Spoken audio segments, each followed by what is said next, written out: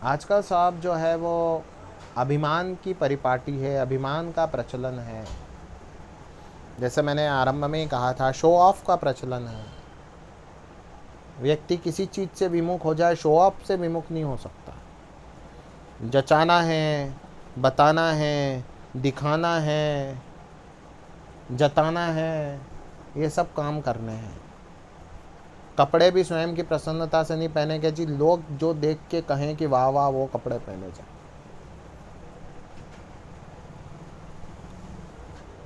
दिल की तसल्ली के लिए झूठी चमक, झूठा निखार। भगवान के मंदिरों में बड़ी बड़ी लाइनें लगती है,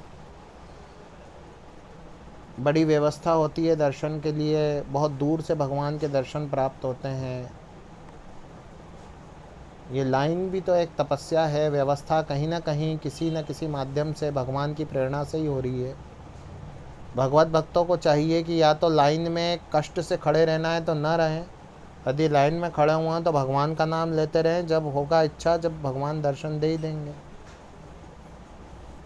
अब जिनमें साधना होती है या जिन्हें योग्य गुरु की प्राप्ति होती है वो ऐसा ही करते हैं, परंतु जो सामान्य भगवत भक्त हैं वो बड़े पीड़ित हो जाते हैं ये देख के कि जो बड़े पावरफुल एंटिटीज़ होती है वो सब व्यवस्थाओं को धता बता के और डायरेक्टली जाते हैं दर्शन करने, और गर्भगृह के अंदर तक भगवान के जाते हैं।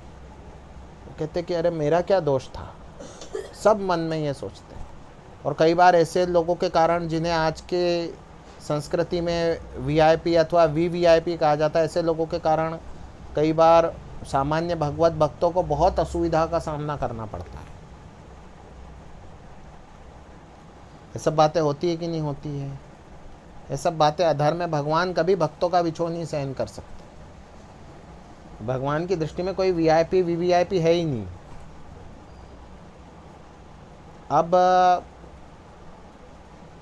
दक्षिण में कांची नगर है, कांची भी कई प्रकार के भेद प्राप्त होते हैं, शैव कांची, वैष्णव कांची। कांचीपुरी में उस समय ये भी जो काल है, ये काल जिसे मैं पौराणिक काल मैंने बताया था उद्बोधन के आरंभ में, तो उसी की घटना है। अभी जो चोल वंश है उसके मैं नहीं कह रहा हूँ, जो अभी इतिहास प्राप्त होता है सहस्त्र वर्ष पूर्व या 1.5 सहस्त्र पूर्व, राजा चोल, राजेंद्र चोल, इनकी बात नहीं कर रहा हूँ। ये तो उसके भी बहुत पुराने समय में, वहाँ जो राजा शासन करते थे कांचीपुरी में, उनका नाम था चोल। उसी के कारण पूरा साम्राज्य और उनका पूरा जो राज्य था वो चोल राज्य कहलाता था। अब अनंत तीर्थ है दक्षिण में, जहाँ भगवान की शेषशाही श्री विग्रह विद्यमान है, और उसी भगवान के श्री विग्रह का जो है दर्शन अर्चन पूजन करने राजा पहुँचे। रत्नों की मणिमय माला भगवान को अर्पित कर दी, मोतियों के बड़े बड़े हार जो है अर्पित कर दिए, स्वर्णमय पुष्प अर्पित कर दिए, सोने के ही बने हुए पुष्प जो हैं वो अर्पित कर दिए। ऐसे बड़ा सारा श्रृंगार चढ़ाया। राजा में बड़ी श्रद्धा थी, किंतु ये हमारे राजा जी महाराज जो हैं और आज के जिनका मैंने कहा, उनमें अंतर इतना था कि आज के लोगों में तो श्रद्धा कोई नहीं रहती। श्रेष्ठत्व का प्रदर्शन है कि मैं देखो भगवान के दरबार में सबसे पहले गया, मैं जा सकता हूँ, क्योंकि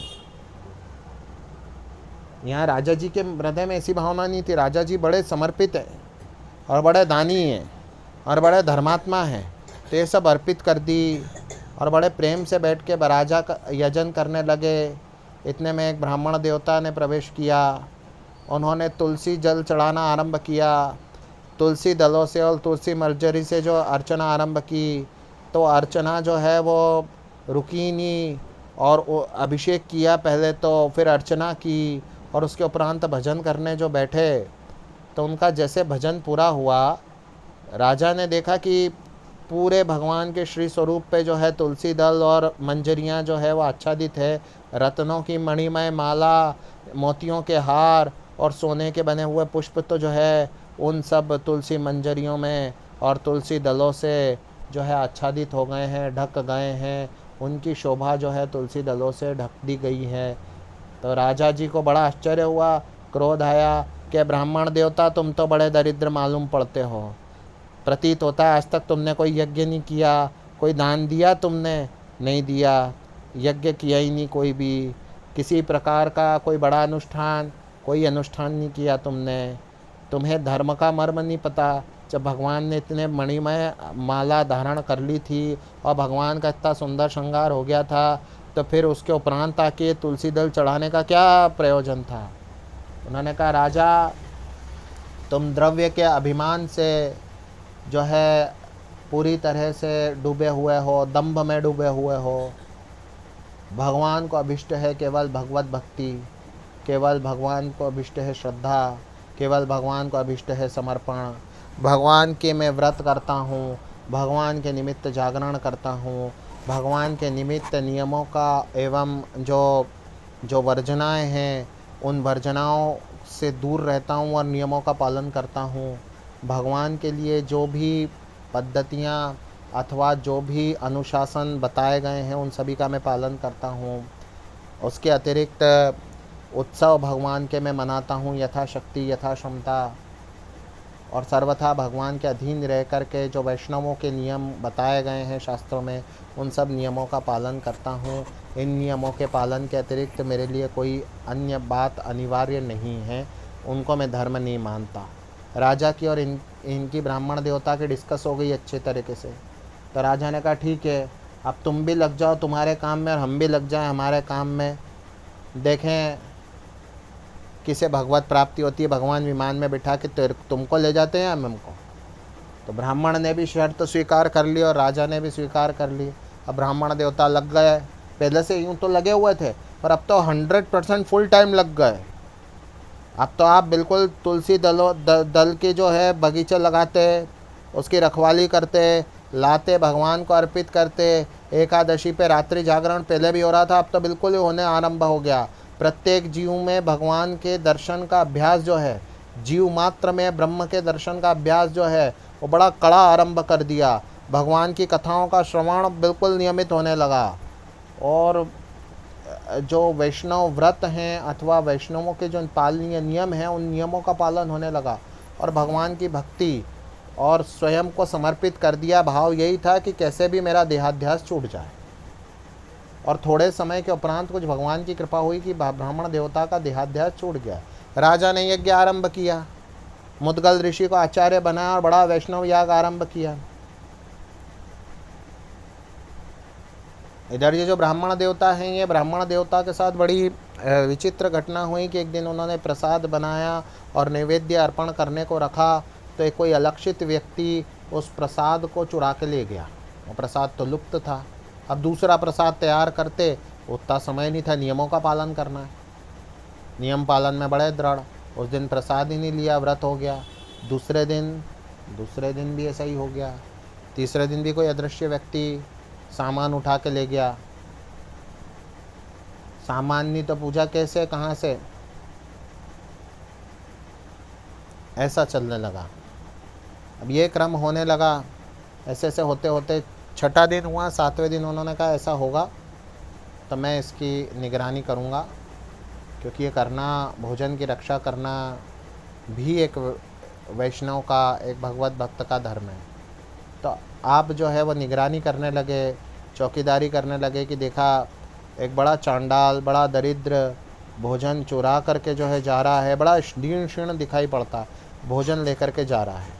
अच्छा, भगवान को जो नैवेद्य अर्पित करते हैं उसमें क्या है, घी अलग से रख देते हैं। घी ऐसे भोजन में करके नहीं, थोड़ा सा अलग से रख देते हैं। तो भगवान को भोजन था, सादा भोजन था और साथ में घी अलग से था। तो वो ब्राह्मण देवता ने तो स्वयं के लिए बनाया था और वो चुरा के ले जा रहे थे, तो पीछे पीछे भागे। बोले घी तो लेते जाओ, आप घी क्यों छोड़ जा रहे हो, आप घी के साथ भोजन करो, ऐसे नहीं मत करो। तो जब चांडाल के पैर पकड़ लिए आपने कि नहीं आप तो घी भी ग्रहण करो, तो चांडाल के रूप में साक्षात नारायण जिनका वो दर्शन कर रहे थे वो प्रकट हो गए। और फिर उन्होंने एक सुंदर विमान में इनको बिठाया और बिठा के ले गए। तो राजा ने कहा कि शर्त तो ये जीत रहे, देखो एक विमान जा रहा है और उसमें ये जा रहे हैं। और विमान बिल्कुल नारायण का ही होगा। तो राजा ने जब सुना तो उन्होंने कहा वास्तव में देहाध्यास त्यागना चाहिए, ब्राह्मण देवता शर्त जीत गए। तो इन्होंने अपने राज्य इत्यादि सब जो है अपने भांजे को समर्पित किया। स्वयं अग्नि कुंड के आगे आए, हाथ जोड़े और 3 बार अग्निकुंड की प्रदक्षिणा की और कन्या का आहुति के रूप में मुझे स्वीकार कीजिए। और स्वयं को जैसे ही आपने अग्निकुंड में प्रवेश कराया, आपका देहाध्यास छूटा, वैसे ही आपको भी जो है भगवत प्राप्ति हो गई। आप भी विमान में बैठ के भगवान के धाम में गए और बाद में पार्षदत्व की भी प्राप्ति हुई कि आपको और ब्राह्मण को, राजा चोल और विष्णुदास ब्राह्मण दोनों को पुण्यशील और सुशील नाम के जो है 2 पार्षद बनाए गए। ऐसी भगवान की कथा है। तो भगवान की दिव्य कथा भगवत भक्तों को समर्पित है। श्री कृष्ण गोविंद हरे।